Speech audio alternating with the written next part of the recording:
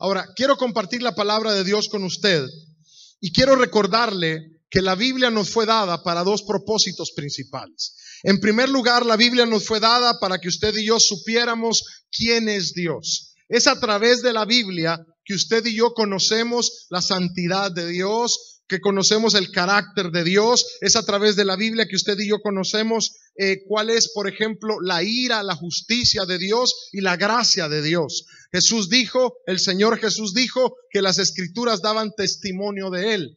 En segundo lugar, la Biblia nos fue dada para que usted y yo supiéramos cuál es la voluntad de Dios para nuestras vidas. La palabra de Dios nos enseña qué debemos hacer para obedecer a Dios, en qué debemos confiar, a dónde debemos ir y qué debemos decir para vivir una vida agradable a Dios. Y cuando usted y yo escudriñamos la palabra de Dios, cuando usted y yo estudiamos la palabra de Dios, básicamente estamos aprendiendo dos cosas: acerca de Dios y acerca de la voluntad de Dios para nuestras vidas. Amén. Quiero comenzar esta noche compartiéndole una historia de un joven llamado Mark Durance. Mark Durance era un muchacho que vivía en Florida, y este muchacho su casa estaba justamente en el límite de estos famosos pantanos que hay en el estado de Florida, los Everglades. Y él solía ir a jugar a los pantanos, a divertirse ahí como todo muchacho, con compañía de su perro, y su papá le había regalado un rifle de balines, un rifle de aire. Y entonces una tarde salió a buscar palomas y se metió a caminar por el pantano, y estaba acompañado de su perro. Y entonces de repente sintió que algo se movió bajo su zapato. Y cuando él levantó el zapato, había una enorme serpiente de cascabel que le mordió el zapato, que le mordió el pie, y los colmillos se quedaron atrapados en el cuero del zapato. Entonces la culebra, enojada, empezó a morderlo, y lo mordió como 3 o 4 veces, hasta que el perro le mordió la cabeza y sacudió la cabeza de la serpiente, y la serpiente se fue huyendo.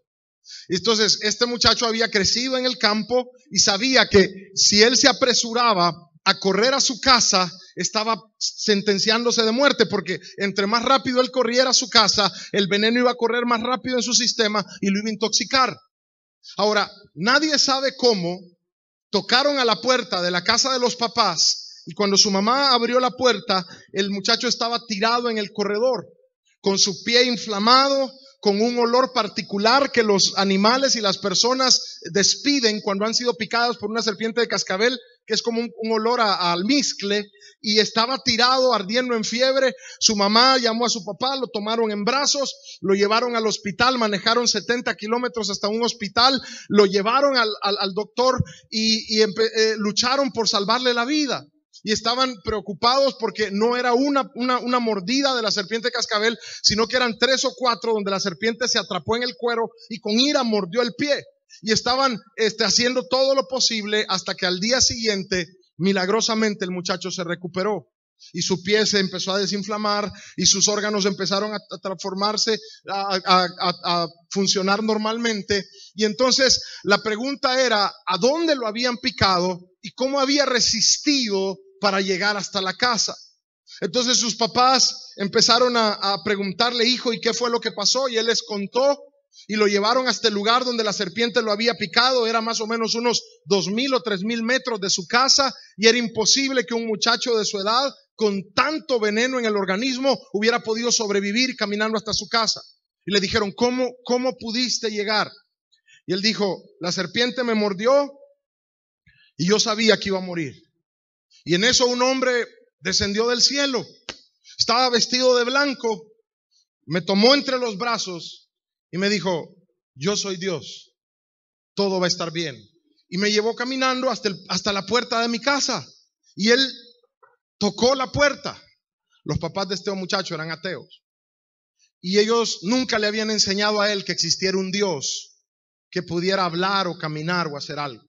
Entonces decía el escritor del artículo: sin ser un muchacho particularmente religioso, Mark Durance tiene un privilegio, el privilegio de haber sido cargado por los brazos de Dios.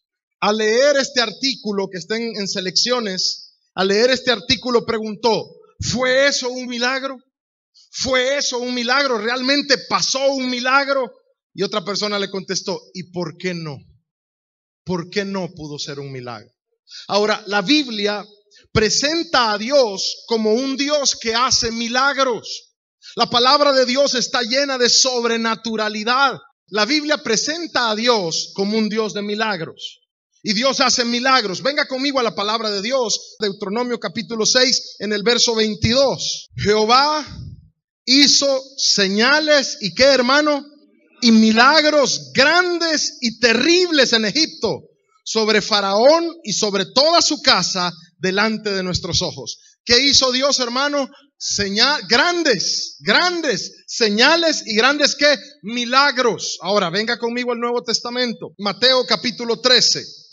¿Cómo describe la Biblia a Dios? Bueno, lo describe como un Dios de milagros. Mateo capítulo 13, en el verso 54.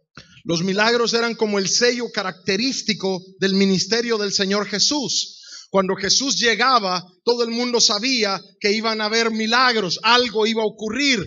La Biblia habla de casas enteras llenas de gente esperando que el Señor Jesús lo tocara. En cierta ocasión, un grupo de amigos tuvo que romper el techo para meter a su amigo enfermo porque había tanta gente que no podían tocar a Jesús. ¿Por qué? Porque Jesús era un Dios de milagros, estaba sanando y liberando. De hecho, en Marcos hay una ocasión que dice, esa noche los sanó a todos.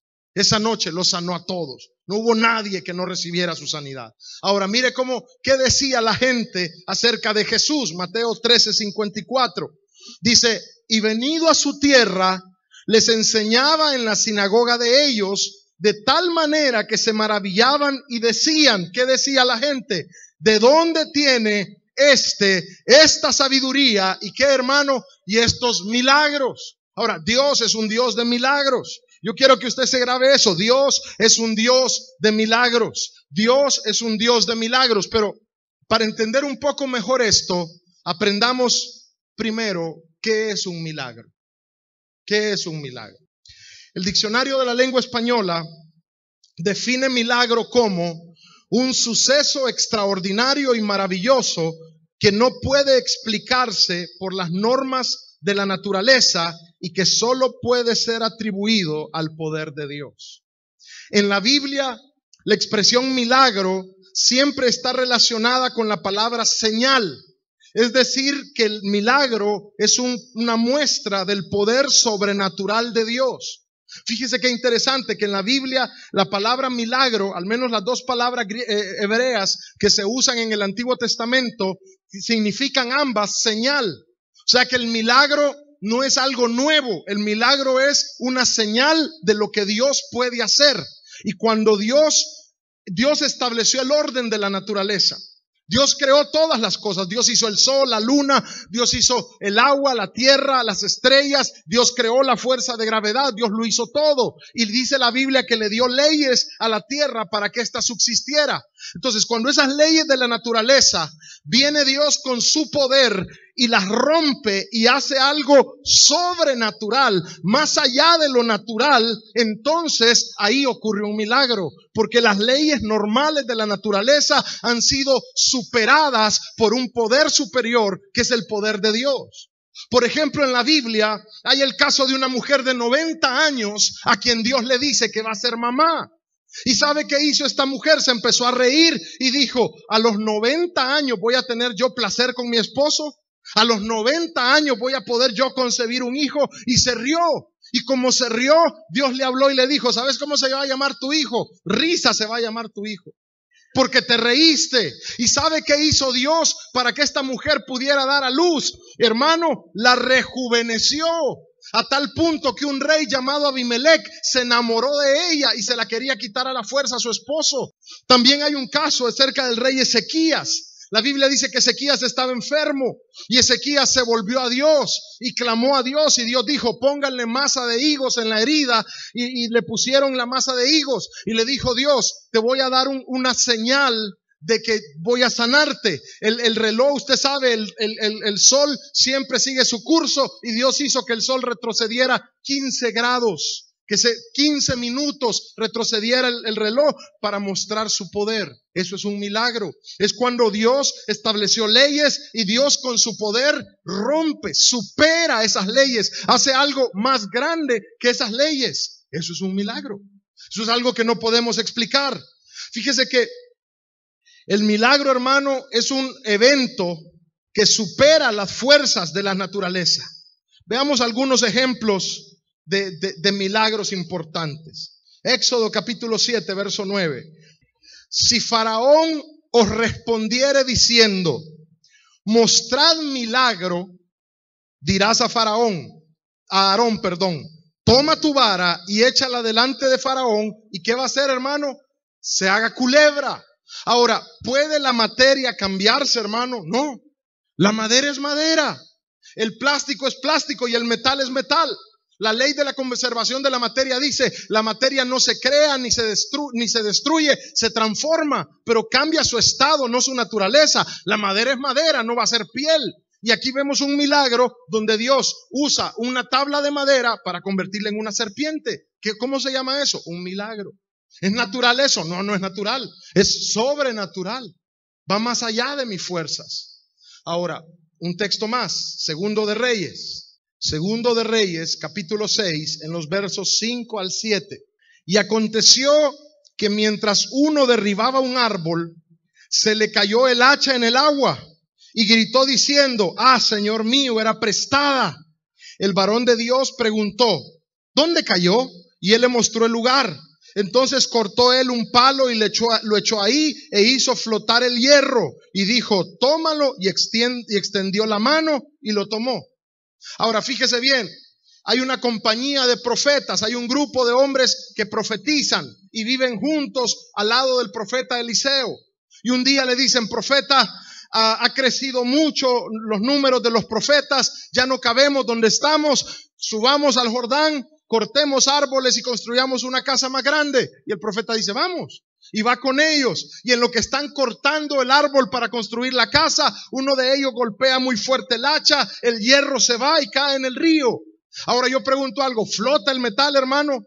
No flota. Y entonces él corre donde el profeta Eliseo y le dice, profeta, era prestada el hacha. ¿Y ahora qué hago? Es prestada, no tengo dinero. Y el profeta corta un pedazo de palo, tira el palo al agua y hace flotar el metal. Ahora, ¿tiene sentido eso? No tiene sentido. ¿Es lógico eso? No. ¿Qué ley de la naturaleza se está cumpliendo? Ninguna. Es un milagro. Dios hizo un milagro. Dios hizo algo que va más allá de la naturaleza. Ahora, aquí, ¿sabe por qué Dios hizo flotar el hacha? Porque ese hombre no tenía cómo comprarla. Dios, apréndase esto, Dios no hace espectáculos. Dios llena necesidades.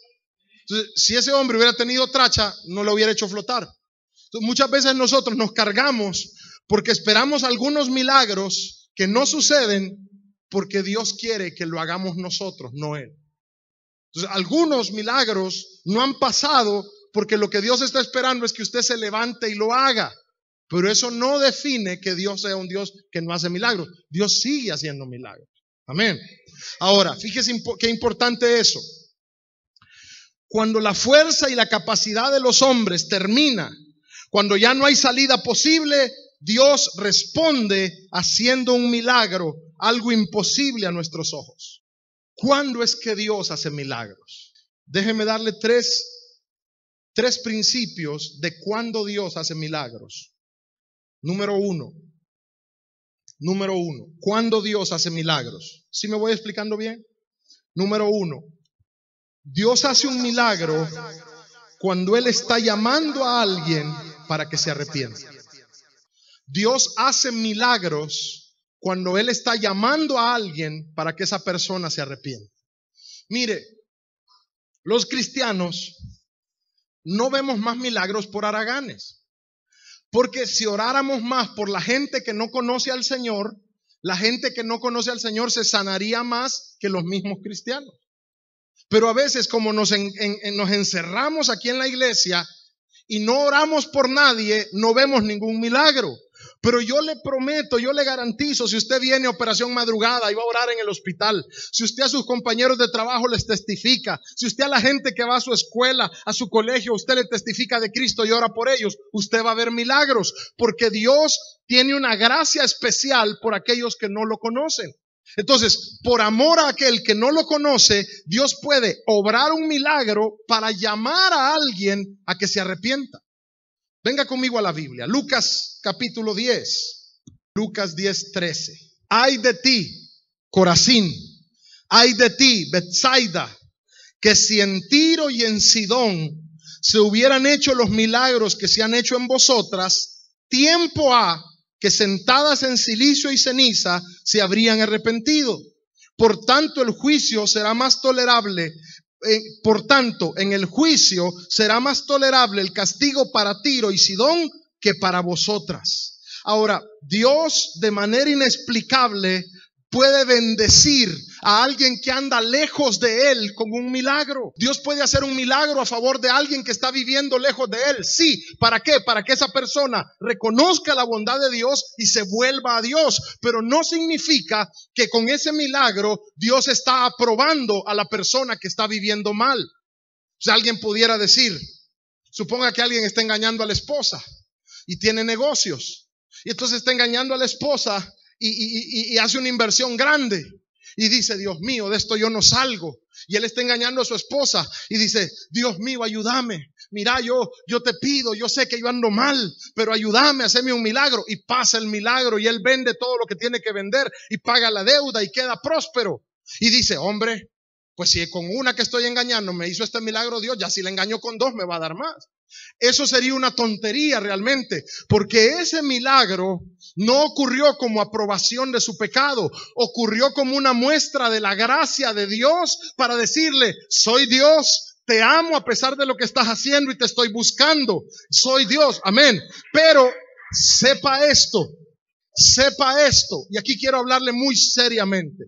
Si usted es una de esas personas que aunque ande haciendo cosas malas, todo le sale bien, y usted dice, me burlé de mi papá, me burlé de mi esposa, me burlé del pastor y todo me sale bien, le voy a dar un versículo que guárdelo en su corazón. Lucas 12:48 dice que al que más se le ha dado, más se le va a pedir. Y que el que sabiendo lo bueno hizo lo malo, más grande y más fuerte será su castigo. Así que no se gloríe, asústese, porque Dios lo está bendiciendo por gracia, pero el día del juicio va a ser fuertísimo. Entonces, usted debe saber esto. Hay personas que pueden andar muy lejos de Dios y reciben un milagro. ¿Por qué? Porque Dios los está llamando, mostrándoles su gracia. Pero de ninguna manera está probando su conducta. Simplemente está diciéndole, soy Dios y te amo. Y estoy aquí. Y podemos empezar de nuevo. Ahora, en segundo lugar, ¿cuándo Dios hace un milagro? Dios hace un milagro cuando su pueblo clama a Él, humillado delante de su presencia. ¿Cuándo vemos milagros? Cuando le pedimos a Dios milagros. Cuando nos humillamos delante de Dios y le decimos, Señor, aquí estamos, no tenemos hacia dónde ir, esta es nuestra última carta, nos la jugamos toda y hemos fracasado, aquí estamos. Cuando usted llega a esa condición de rendición, de humillación, generalmente Dios responde con un milagro. Salmo 65:2. Tú oyes la oración. A ti vendrá toda carne. Sáltese conmigo al verso 5.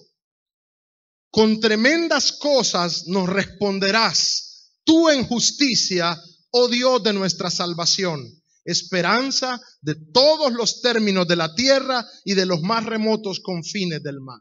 La mejor razón para orar es que orar da resultado.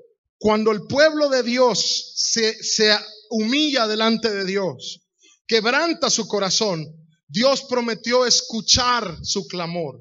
Jeremías 33:3 dice, clama a mí y yo te responderé y te enseñaré cosas grandes y ocultas que tú no conoces. Cuando como hijos de Dios, como iglesia de Dios nos volvemos al Señor, Dios puede cambiar la naturaleza. Venga conmigo a Josué 10:12. Entonces Josué habló a Jehová en el día en que Jehová entregó al amorreo delante de los hijos de Israel. y dijo en presencia de los israelitas. Aquí quiero quedarme en algo, mire. ¿A usted le ha pasado que lo invitan a orar por alguien que está muy enfermo? Y a uno le entra un miedo que dice uno, ¿y si oro y se muere?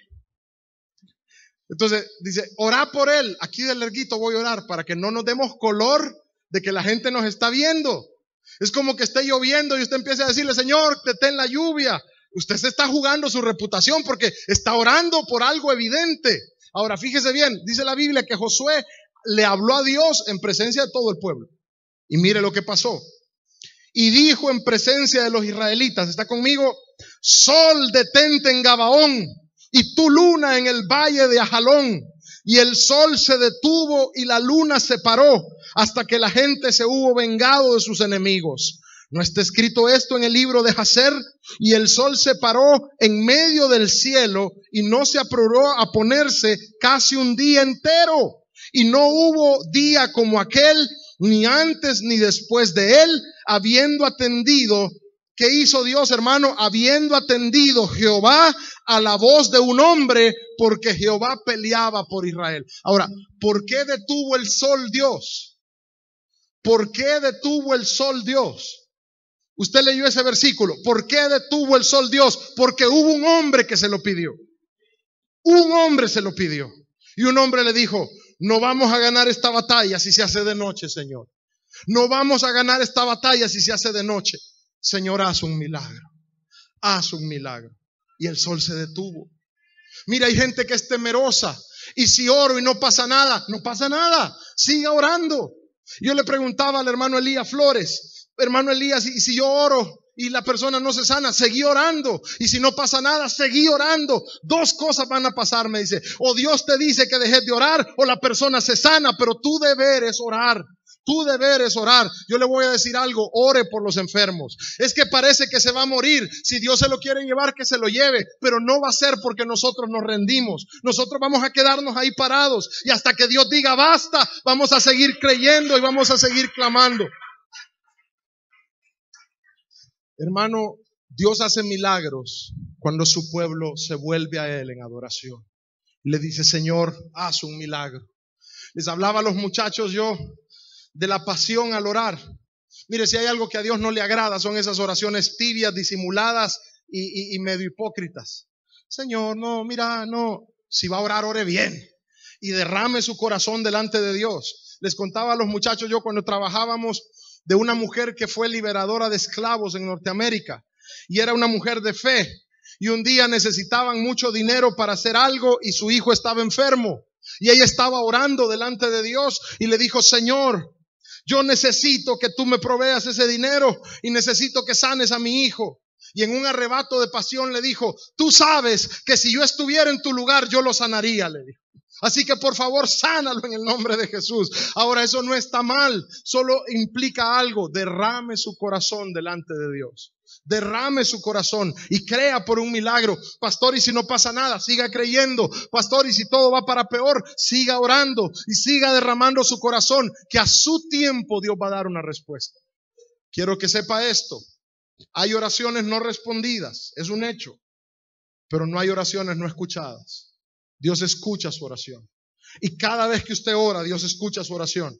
Pastor, y si no tengo palabras bonitas que decirle a Dios, Romanos capítulo 8 dice que el Espíritu Santo nos ayuda en nuestra debilidad, intercediendo por nosotros con gemidos indecibles. Usted ore que Dios lo va a entender. Y la Biblia dice que el Espíritu Santo intercede por nosotros con gemidos indecibles. Así que usted ore, usted pídale a Dios que aunque esté orando al revés, Dios se va a encargar de guiarlo a la verdad. Amén. Ahora, finalmente,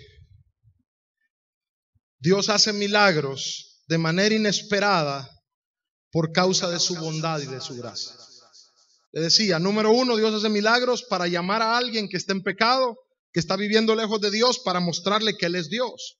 Número dos, Dios hace milagros cuando su pueblo viene y le pide un milagro. Viene y le dice, Señor, ayúdanos, te necesitamos, haz un milagro, glorifícate, aquí está nuestro corazón. Ahora, Dios hace un milagro también cuando su bondad, su gracia, lo lleva a hacer un milagro. Los teólogos entienden casi todos los milagros que Jesús hizo. Casi todos los milagros que Jesús hizo. Porque todos los que recibieron un milagro de parte de Jesús, del Señor Jesús, mostraron fe. Le explico. ¿Se acuerda de la mujer sirofenicia que está delante de Jesús y le dice: Señor, ten misericordia de mí? Señor, ten misericordia de mí. Y los discípulos le dicen: cállala porque nos molesta. Y el Señor Jesús se da vuelta y le dice: ¿qué quieres? Les? Mi hija está gravemente atormentada por un demonio. No me está permitido quitarle la comida a los hijos antes de que se llenen y dársela a los perros. Y se dio la vuelta. Ahora, ¿sabe lo que Jesús le está diciendo a esa mujer? Mis milagros no son para ustedes, son para el pueblo de Israel. Y ella, en un arrebato de audacia, hermano, se acerca y le dice: pero los perros se comen la migaja que cae de la mesa de los hijos. Sana, mi hija, solo eso te pido. Y el Señor Jesús se da vuelta y dice: si no he visto tanta fe en todo Israel, vete, tu hija está sana. Eso es, pero si usted ve, ahí hay un valor de esa mujer. Hermano, cuando estos muchachos que le contaba que Jesús está predicando y 4 amigos llevan a un hombre cuadrapléjico, no es inválido, es cuadrapléjico, no puede moverse, está en una camilla. Ellos rompen el techo, hacen descender la camilla frente a Jesús y el Señor Jesús dice: hijo, tus pecados te son perdonados. Y después la gente empieza a murmurar y dice: bueno, ¿no creen que puedo perdonar sus pecados? Levántate y anda. Y el hombre se levanta y es sano. Ahora, hay un mérito ahí. Bartimeo el ciego, hermano, está gritando detrás de Jesús: Señor, hijo de David. Al decir hijo de David le está dando un título mesiánico, está diciendo que Jesús es el Cristo. Hijo de David, ten misericordia de mí. Jesús se da vuelta: ¿qué quieres que te haga? Que reciba la vista. Sé sano. Hay valor, pero hay un milagro, hermano, que a los teólogos los pone a pensar un poco. Y está en Lucas capítulo 7 y es el milagro del hijo de la viuda de Naín.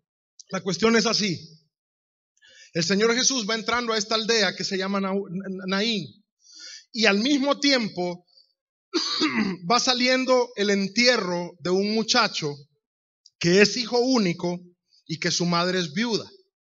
Ahora, esta mujer no ve a Jesús, no habla con Jesús, ni pelea por un milagro. Ella va haciendo una tan sola cosa: va llorando a su hijo y va llorando su propia vida. Déjeme explicarle por qué. El concepto hebreo del matrimonio es que el hombre es una bendición para la mujer. De hecho, en el pueblo de Israel, cuando un hombre moría y dejaba viuda a una mujer, la gente no decía: pobrecita la viuda, decía: qué mujer tan mala que Dios la castigó quitándole el marido. Porque era una sociedad patriarcal. Entonces, para ellos, el marido era la bendición y el sentido de la vida de la mujer. Entonces, a una viuda nadie le iba a dar comida. A una viuda nadie le iba a dar trabajo, porque era una mujer bajo el juicio de Dios. Y los únicos que podían cuidarla eran sus hijos. Entonces, cuando a esta mujer se le muere su único hijo, ella está sentenciada a ser una mendiga o a morirse de hambre. Un destino trágico. Ahora, Jesús sabe eso. Ella no lo conoce, pero Él la conoce a ella, porque Él le da vida a todas las personas y Él sí la conoce. Y ella va llorando a su hijo y Jesús detiene el féretro. Nadie le pidió nada, nadie hizo fe, nadie hizo un esfuerzo. Se para el féretro y dice: joven, a ti te digo, levántate. Y se lo dio a su madre. Y los teólogos dicen: bueno, ¿por qué Dios hizo eso? ¿Por qué Jesús resucitó a este muchacho si su mamá no mostró fe? Parece que han olvidado aquel versículo que dice que Dios es padre de huérfanos y defensor de viudas. Jesús le estaba dando vida no solo a ese muchacho, sino también a su madre. Dios puede hacer milagros inesperados por su pura gracia, por su pura bondad, porque Él es bueno. Y cuando alguien es bueno no puede detenerse, tiene que seguir haciendo el bien. Cuando Dios hace un milagro, el cielo toca la tierra. Cuando Dios hace un milagro, la palabra de Dios se vuelve real para nosotros.